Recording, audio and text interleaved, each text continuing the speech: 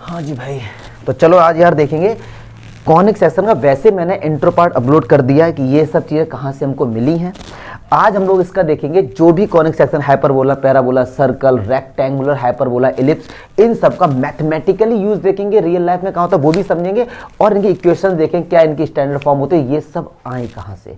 ठीक है, तो जल्दी से रिकॉल करा दो। अगर हम लोगों को थोड़ा बहुत क्या पढ़ा था, इस तरीके का हमने पढ़ा था, जल्दी से रिकॉल करा दो। ये दो इन्वर्टेड कोन होती है, इसको बोलते हैं double nap right circular cone. और ऐसा जरूरी नहीं है कि हर बार राइट सर्कुलर कोन ही हो, पक्की बात नहीं, आप कैसा भी ले सकते हैं, लेकिन बच्चों की सिंपलिसिटी के लिए हम लोग कहते हैं कि ये राइट सर्कुलर कोन ले लो, क्योंकि हमको पता है ये एंगल हमारा 90 का होगा, इसलिए ये राइट सर्कुलर। अच्छा जी, ये एंगल अल्फा बनता था, इस लाइन को कहते थे जनरेटर, जनरेट करने वाला, और ये हमारा होता था वर्टेक्स। ठीक है सर। अच्छा, अब इसके हमको सेक्शन करने हैं, तो एक जो है जो कि सिलेबस में नहीं है, लेकिन आप जान लीजिए कि अगर आपने एक प्लेन से वर्टेक्स पे इसको कट किया, वर्टेक्स, तो आपको कुछ भी नहीं मिलेगा। ये अगर आपने इस तरीके से इसको कट किया तो कुछ नहीं मिलेगा, ये अलग हो जाएगा, ये अलग हो जाएगा, कौन मिल जाएगी हमको। चलिए, लेकिन वर्टेक्स से जाना एक और तरीका, अगर आपने इस तरीके से कट किया वर्टेक्स, इस तरीके से, मान लो ये अल्फा था, मान लो बीटा एंगल है, अगर इस तरीके से कट किया तो कॉनिक सेक्शन हमेशा हमको क्या देता है, पेयर ऑफ लाइंस। क्या देता है, पेयर ऑफ लाइन को भी रिप्रेजेंट करता है कॉनिक सेक्शन। लेकिन बहुत से जो मैथमेटिशियन थे उन्होंने इसको कॉनिक सेक्शन नहीं माना, इसको उन्होंने कहते यार ये कॉनिक सेक्शन है, तो स्ट्रेट लाइन है, पेयर ऑफ स्ट्रेट लाइन को भी रिप्रेजेंट करता है कॉनिक सेक्शन। बट दिमाग में ये बात रख लो, इसको बोलते हैं डिजनरेट कंडीशन, डिजनरेट कंडीशन भी इसको बोलते। बहुत से लोगों ने इसको नहीं माना। जैसे अगर मैं बात करूं, एक बहुत बड़े मैथमेटिशियन थे एप्लॉइनिस, इन्होंने कहा था कि सर्कल भी भैया हमारा कॉनिक सेक्शन नहीं है। बात ठीक भी थी इनकी, लेकिन लोगों ने जब कहा कि भैया सर्कल हमारा नहीं है, क्यों नहीं है, क्योंकि सर्कल में फोकस नहीं होता, जो फोकस होता है वही सेंटर होता है, सर्कल में हमारा डायरेक्ट्रिक्स नहीं होता है। बात समझ आ रही है। फिर ऐसे डिस्कशन का बाद में फिर इन्होंने कहा नहीं यार, हम इसको भी कॉनिक सेक्शन में कंसीडर करेंगे। केवल और केवल इन्हीं ने बाद में जब स्टडी करी तब बाद में इन्होंने कहा कि हम इसको भी, सर्कल को भी कॉनिक सेक्शन में इंक्लूड करेंगे। रीजन क्या था, बहुत से मैथमेटिशियन मना क्यों किया था, क्योंकि सर्कल में डायरेक्ट्रिक्स इनफाइनाइट होती है, इसलिए। ठीक है, चलिए। अच्छा, ये सब छोटी छोटी बातें। अब यार हम ये समझेंगे, कि पता है क्या, कि जो भी सर्कल, एलिप्स, हाइपरबोला, पैराबोला बनी, एक इक्वेशन ऐसी होती है जो इन सबको एक ही बार में रिप्रेजेंट कर देती है। एनसीईआरटी, आरडी शर्मा में हर किसी में अलग अलग दिया गया कि ये हाइपरबोला की इक्वेशन है, ये पैराबोला की, अभी आगे पढ़ेंगे भी हम लोग, लेकिन एक इक्वेशन ऐसी है, ये रही, अभी लिखेंगे हम लोग, जो हर किसी को एक बार में ही रिप्रेजेंट कर देती है। उस इक्वेशन पे हम लोग आएंगे। और अब मैं कॉनिक सेक्शन की डेफिनेशन क्या होती है उस पर भी आऊंगा, एक एक चीज करेंगे। वीडियो बड़ा इंटरेस्टिंग होने वाला है। लेकिन वही बच्चे देखें, ये मैं पहले ही बोल देता हूं कि जो सब्जेक्ट से हटके पढ़ना चाहते हैं, जो जेईई या एंट्रेंस एग्जाम का भैया थोड़ी बहुत तैयारी कर रहे हैं, तो उनके लिए ये इनफ है। इसमें काफी आपको ऑब्जेक्टिव क्वेश्चन भी मिल जाएंगे इसमें। ठीक है, चलिए देखते हैं, इसको हटाता हूं मैं।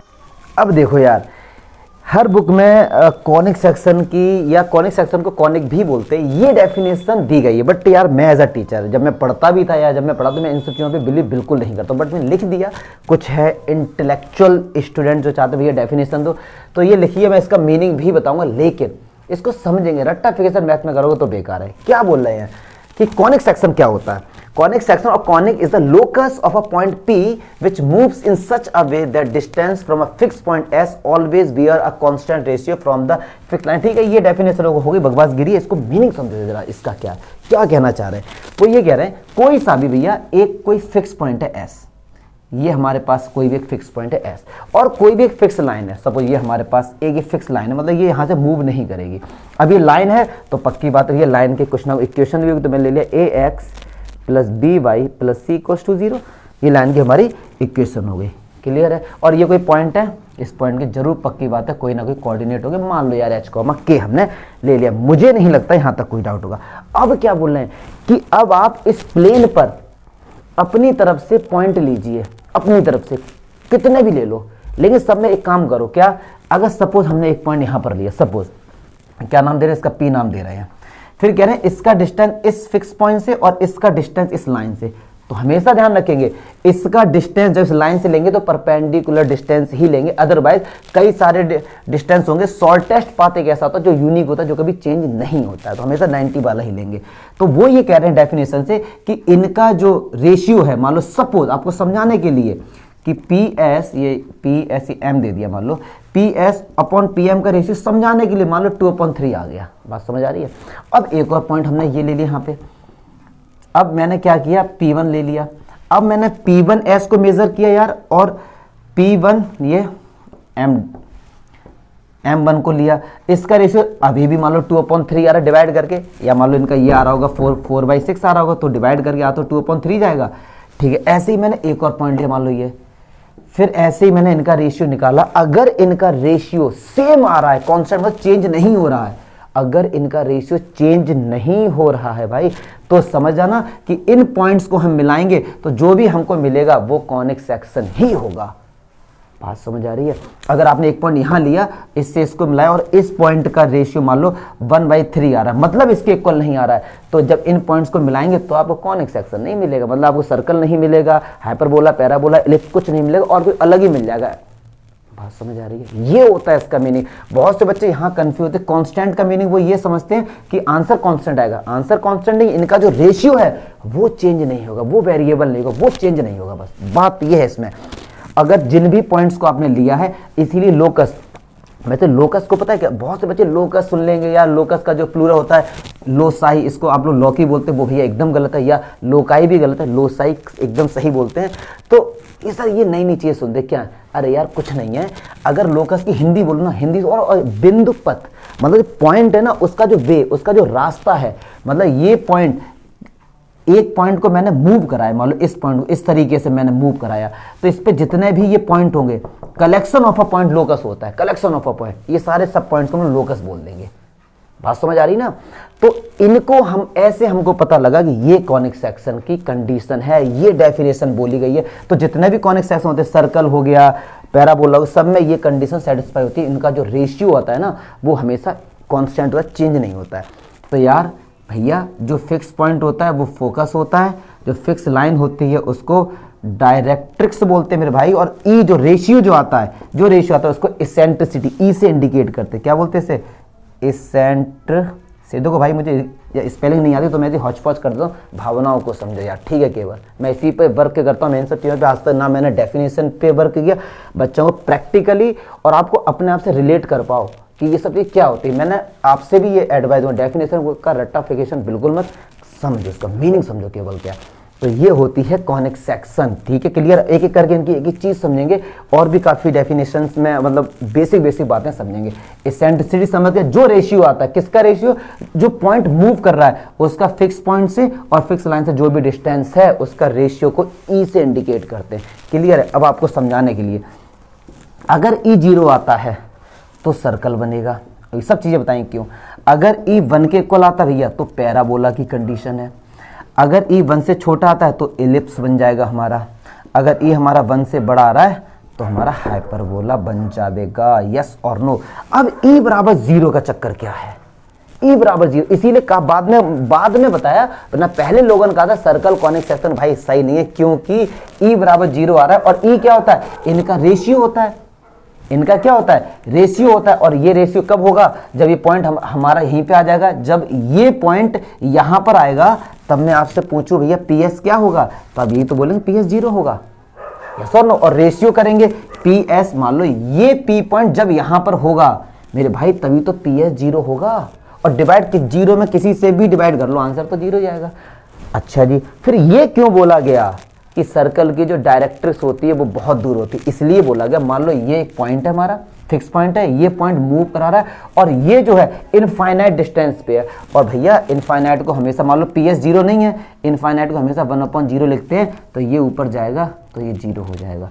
मैं जानबूझ के कोई चीज़ें एक एक चीज़ समझाने की कोशिश कर रहा हूँ, हो सकता है आपको कॉम्प्लिकेटेड लगे, लेकिन नंबर के लिए नहीं मेरे भाई, नॉलेज के लिए समझो, ये सारी बेसिक बात है, ठीक है। तो इसलिए बोला गया डायरेक्ट्रिक्स बहुत दूर था, और इसीलिए बोला गया फोकस और सेंटर इनके सेम ही होते हैं। वैसे फोकस और सेंटर सेम नहीं होते हैं, पैराबोला, हाइपरबोला सब में अलग अलग होते हैं, लेकिन सर्कल एक ऐसा है जिसमें हमारे क्या होते हैं, सेम होते हैं। और पैराबोला का तो भाई सेंटर ही नहीं होता है। बताएंगे कि करके ये सारी चीजें हम बताएंगे। अब जल्दी से ये इक्वेशन पे आते हैं। ई का चक्कर मैंने समझा दिया ये, ठीक है। ई की वैल्यू 1 है तो ये हो जाएगा। ई की वैल्यू 1 है मतलब क्या, इनका जो रेशियो है अगर ये बराबर आ रहा है तो पैराबोला बनता है। जब पैराबोला पढ़ाएंगे तब, ये तो एक जनरल है, ये वीडियो जनरल वीडियो है कॉनिक सेक्शन का, हर चीज इंक्लूड करेंगे इसमें। अब देखिए भाई, ये है हमारे पास एक जनरल इक्वेशन जो एक बार में ही कुछ कंडीशन लगा के ये सारे कॉनिक सेक्शन को रिप्रेजेंट करती, parabola, hyperbola, ellipse, circle, pair of line, हर किसी को भैया रिप्रेजेंट कर देती एक ही बार में। तो अब यही क्वेश्चन सही आई कहाँ से? देखो मैं ट्राई करूंगा थोड़ा बहुत समझाने का, बट ये पूरा कंसेप्ट आप बीएससी में पढ़ेंगे, इवन 12th में भी नहीं है, क्योंकि इसमें डिटर्मिनेंट का मैट्रिक्स का दबा के यूज है, तो वो हम लोग बीएससी में ही पढ़ते हैं। 12th क्लास में डिटर्मिनेंट मैट्रिक्स का बेसिक है केवल, तो इसीलिए फिर भी मैं कोशिश करूंगा आपको अंडरस्टैंडिंग दूंगा जितना आरडी शर्मा में गिवन है, इतना बेसिक बात है। तो क्या होता है कॉनिक सेक्शन? वो ये कहते हैं कि इनका भैया जो रेशियो है, इनका ये परपेंडिकुलर डिस्टेंस और ये मान लो PSM है, इनका जो रेशियो है वो हमेशा क्या आता है, कांस्टेंट आता है। PS अपॉन जो PM होता है वो मैं E से रिप्रेजेंट करता हूँ, सही बात है।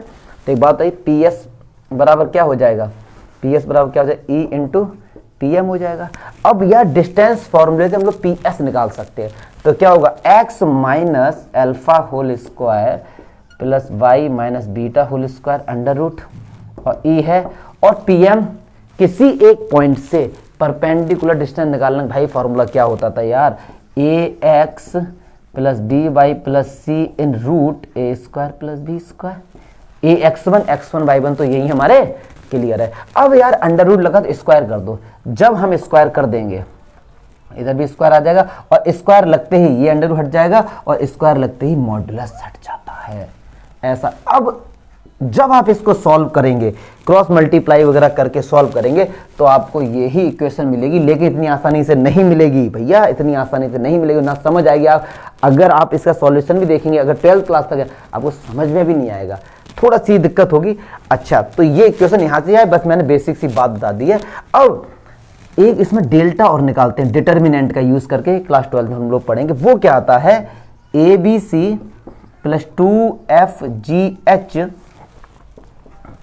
Plus 2FABC plus 2FGH ABC F square FGH, ये आता है हमारे पास निकल के क्या, डेल्टा। अब इसका यूज क्या, यहीं से कंडीशन हमारी स्टार्ट होगी। ऑब्जेक्टिव में, एंट्रेंस एग्जाम में 2-3 क्वेश्चन मिल जाते। फिलहाल आप इतना ही याद रख लीजिए, मैं बीएससी का जो वीडियो अपलोड करूंगा इसमें इसका प्रूफ भी बता दूंगा, और लिंक भी मैं आपको बाद में बताऊंगा। अभी तो बीएससी का नहीं, अभी बच्चे जब आएंगे तब मैं बीएससी का कॉनिक सेक्शन अभी चल नहीं रहा है, उसमें जब चलेगा, जैसे टॉपिक आएगा कॉनिक सेक्शन वाला, इसका प्रूफ जरूर आपको बताऊंगा मैं। चलो यार देखते हैं। अच्छा हाँ, तो अब सुनो, अगर ये कहते हैं कि भैया डेल्टा का 0 आ गया, तो इक्वेशन तो ये किसको सेटिस्फाई कर रहा है, पेयर ऑफ लाइंस को, इंटरसेक्टिंग लाइन को। अगर थीटा 0 नहीं आया है, थीटा क्यों बोल रहा हूँ यार मैं, अगर हमारे पास डेल्टा 0 नहीं आया है तभी ये कॉनिक सेक्शन को रिप्रेजेंट करता है। लेकिन कुछ कंडीशन है, अगर डेल्टा 0 नहीं है और a बराबर b है और h इक्वल्स टू 0 है, तो वो सर्कल को रिप्रेजेंट कर रहा है। किसको रिप्रेजेंट कर रहा है, सर्कल को। लेकिन बता भी नहीं आपको सर क्यों ऐसा हो रहा है, रट्टा नहीं, रटेंगे नहीं, ये चीज समझाएंगे। देखो सर्कल की स्टैंडर्ड फॉर्म क्या होती है, x square plus y square plus 2gx plus 2f plus c equals to 0। अब देखो 2gx है, हाँ जी भैया 2gx है, 2f है, हाँ जी है, c भी है, c सब कुछ है। क्या इसमें 2hxy है, बिल्कुल नहीं है। तो h 0 करेंगे तभी तो ये हटेगा। अब आप सोचेंगे सर x और y 0 कर दो, अरे मेरे भाई x और y 0 कर दो तो ये सब नहीं हट जाएगा फिर, क्योंकि हमको x स्क्वायर y स्क्वायर भी तो चाहिए। तो h 0 होगा तो ये पोर्शन हट जाएगा, h 0 हो गया। अच्छा, x स्क्वायर का कोफिशिएंट और y स्क्वायर का कोफिशिएंट हमेशा इक्वल आता है सर्कल की स्टैंडर्ड फॉर्म में, तो ये तभी तो होगा जब a बराबर b होगा। अरे बताओ ना यार, तभी तो होगा केवल, तो a बराबर b। तो ये सर्कल की इक्वेशन ऐसे ही, ये 0 नहीं है। और h स्क्वायर अगर AB से छोटा है, h स्क्वायर अगर AB से छोटा है तो हमारा, अगर बराबर है तो हमारा पैराबोला बनेगा, और h स्क्वायर अगर AB से छोटा है तो हमारा इलिप्स बनेगा, और यार अगर बड़ा है तो हाइपरबोला, ठीक है, अगर एच स्क्वायर ए बी से बड़ा है और ए प्लस बी 0 है तो रेक्टेंगुलर हाइपरबोला बनेगा। क्या बनेगा मेरे भाई? Rectangular hyperbola. कैसा होता है रेक्टेंगुलर हाइपरबोला भैया? कुछ इस तरीके से होता है, ये इस तरीके से जो हमारा बन जाता है, ठीक है। जैसे एफ एक्स 1/x का जो आप ग्राफ बनाते हैं, जो ग्राफ बनता है वो हमारा रेक्टेंगुलर हाइपरबोला होता है। मेरी बात समझ आ रही? ये सारी जैसे मैंने सर्कल की कंडीशन बताई ना, ऐसी इनकी इक्वेशन से कंपेयर करके हम लोग बना सकते हैं। वैसे आप लोग क्या पढ़ेंगे, अगर पैराबोला की बात करें तो y square equal to 4ax पढ़ेंगे, y स्क्वायर इक्वल टू ये सब पढ़ेंगे। ये सब अलग अलग हैं। ये एक ऐसी इक्वेशन है जो इन सभी को रिप्रेजेंट कर रही, पूरे कॉनिक सेक्शन को रिप्रेजेंट कर रही। बात समझ में आ रही है या फिर नहीं आ रही है? तो ये सारी चीजें, अब कुछ छोटी छोटी टर्म्स हैं, उन टर्म को समझेंगे। जैसे सेंटर क्या होता है, लेटस रेक्टम क्या होता है, उसको जल्दी से मैं बता देता हूं इसको। अब देखो कुछ टर्म्स हैं जो इसमें आएंगे। अब जैसे कोई सा भी मैं एक शेप ले लेता हूं, मान लो मैंने इस तरीके से ये ले लिया, ये कॉनिक सेक्शन है। अभी आपने नहीं पढ़ा, मान लो पैराबोला क्या, फिर भी कुछ बेसिक बेसिक बातें समझाता हूं। क्या कि एक पक्की बात है, कहीं ना कहीं फोकस जरूर होगा, एक फिक्स पॉइंट जरूर होगा, और ये हमारा डायरेक्ट्रिक्स होता है, ठीक है सर। फिर एक्सिस क्या होता है? एक्सिस क्या होता है भैया? तो एक्सिस एक ऐसी लाइन, सुनना ध्यान से, मैं लिखने पर ज्यादा बिलीव नहीं करता, सुन लोगे एक बार, क्योंकि सब बुक में अवेलेबल है। लिखूं टाइम बेकार होगा, कंसेप्ट समझो। एक ऐसी लाइन जो फोकस से होती हुई जाती है और 90 डिग्री बनाती, किसके साथ? डायरेक्ट्रिक्स के साथ। ये वाली 90 डिग्री का एंगल है, तो इसको बोलेंगे एक्सिस। क्योंकि ऐसे तो इस फोकस से इनफाइनाइट नंबर ऑफ लाइन जाएंगी, ये भी जा रही है ये, लेकिन ये हमारी एक्सिस नहीं है, क्योंकि इसने 90 डिग्री का एंगल नहीं बनाया है। तो जो 90 का एंगल बनाती है उसी को हम क्या कहते हैं मेरे भाई? क्या बोलते हैं इसको? एक्सिस। वर्टेक्स क्या होता है? एक एक्सिस ने जहां पर कॉनिक सेक्शन को कट करती है वो हमारा क्या होता है? वर्टेक्स होता है। अब भैया आता है सेंटर, CENTRE। वैसे आपको सर ये क्या है? सेंटर की डेफिनेशन हमें पता है, ये सेंटर पता है क्या होता है? सुन लो, सेंटर की एक्चुअल डेफिनेशन क्या है? एक ऐसा पॉइंट जिससे कॉर्ड, जितनी भी कॉर्ड जाएंगी वो हर कॉर्ड को बाइसेक्ट करेगा, उसको सेंटर कहते हैं मेरे भाई। जैसे ये एक सर्कल है, मान लो मैंने कहा ये कॉर्ड है, ठीक है सर, और ये पॉइंट इसका मिड पॉइंट है, मतलब इस कॉर्ड को बाइसेक्ट कर रहा है, तो क्या ये सर्कल हो गया? बिल्कुल नहीं हो गया। क्यों? ये कॉर्ड भी तो जा रही है यहां से, क्या ये इसको बाइसेक्ट कर रहा है? नहीं कर रहा है। फिर से सुनो, सेंटर वो होता है उस पॉइंट से जितनी भी कॉर्ड जाए वो हर कॉर्ड को बाइसेक्ट करता है, उसको सेंटर बोलते हैं। जैसे मैंने आपसे कहा, अगर ये सर्कल का सेंटर है, मतलब इससे जितनी भी कॉर्ड, ये कॉर्ड जाएगी, ये इसको बाइसेक्ट कर रहा है, ये कॉर्ड जाएगी, ये इसके बराबर है, ये इसके बराबर है, ये कॉर्ड जाएगी, ये इसके बराबर है, ये इसके बराबर है, तो इस पॉइंट को हम क्या बोलते हैं? सेंटर बोलते हैं। और याद रख लो, पैराबोला का कोई भी सेंटर नहीं होता है, क्योंकि थोड़ा बहुत बता दो, पैराबोला इस तरीके से होगा, कोई भी ऐसा पॉइंट यहां पर नहीं ले सकते आप। ये कॉर्ड होगी पैराबोला, ये कॉर्ड, ये कॉर्ड, ये कॉर्ड, ये कॉर्ड, तो कोई भी एक ऐसा पॉइंट नहीं है जो उस पॉइंट से जितनी भी कॉर्ड जाए वो हर किसी को बाइसेक्ट करे। जैसे फिर से एक बार रिकॉल कराता हूं, ये है, आप कहेंगे सर ये मान लो सेंटर है, तो ये सेंटर तभी होगा, ये कॉर्ड है, अगर ये इसको डिवाइड करे, ये एक कॉर्ड है, इसको डिवाइड करे, लेकिन नहीं करता है ऐसा। तो पैराबोला में कोई भी सेंटर नहीं होता, याद रखना ये चीज, ठीक है। अब इसके बाद आता है डबल ऑर्डिनेट। भैया ये क्या होता है? कुछ नहीं होता, बकवासगिरी है केवल। डबल ऑर्डिनेट क्या होता है? ये मान लो एक पैराबोला लेकर ही समझा, अगर इलिप्स ले लो, कुछ भी ले लो, ठीक है। तो जो कॉर्ड हमेशा एक्सिस पे 90 डिग्री के एंगल बनाती है, उन सबको डबल ऑर्डिनेट बोलते हैं। ये हो गई, ये हो गई, ये हो गई, क्लियर है? उन सबको डबल ऑर्डिनेट बोलते हैं। बात समझना, ये सब डबल ऑर्डिनेट है ये, क्योंकि इनके दो ये और ये, ठीक है। अच्छा, फिर भैया लेटस रेक्टम क्या होता है? तो वो डबल ऑर्डिनेट जो फोकस से होती हुई जाती है उसको लेटस रेक्टम बोलते हैं। सपोज ये हमारे पास पैराबोला, ये फोकस है, ये डबल ऑर्डिनेट हो गया 90 का, ये डबल ऑर्डिनेट हो गया, ये डबल ऑर्डिनेट, और ये फोकस से भी जा रही है, तो ये डबल ऑर्डिनेट भी है, लेकिन जो फोकस से जाती है उसको स्पेशल नाम दे देते हैं, उसका नाम क्या? Latus rectum. बात समझ आ रही नहीं आ रही है? तो वो क्या होता है हमारे पास? लेटस रेक्टम, क्लियर है? अच्छा, अब सेंटर से इलिप्स की बात करें, इलिप्स का सेंटर क्या होता है? तो जो ये होता है इसका मिड पॉइंट, ये हमारा क्या होता है? सेंटर होता है। हाइपरबोला का भी सेंटर ये होता है यहाँ पे। तो ये बेसिक बातें थी जो हमने कॉनिक सेक्शन मैथमेटिकली समझी। इंट्रो पार्ट में जो मैंने बताया था उसमें केवल कट करके भाई ये सब करके, अब हम लोगों ने डबल जो सेकंड डिग्री इक्वेशन थी उसको समझा अच्छे से। पैराबोला में सेंटर नहीं होता, ये सारी बातें की समझिए। अब इसके बाद मैं जाऊंगा पैराबोला पे, उठाऊंगा और एक एक प्रूफ पैराबोला के। अब स्पेशली ये तो सभी के लिए हो गया, तो जनरल चीज हो गई थी, आपको पता लग गया कि डायरेक्ट्रिक्स क्या होता है, सेंटर क्या होता है, एक्सिस क्या होते हैं, सारी बातें आपको पता लगे। तो अब जो बनेगा वो पैराबोला का बनेगा। ठीक है सर, नंबर के लिए नहीं मेरे भाई, नॉलेज के लिए।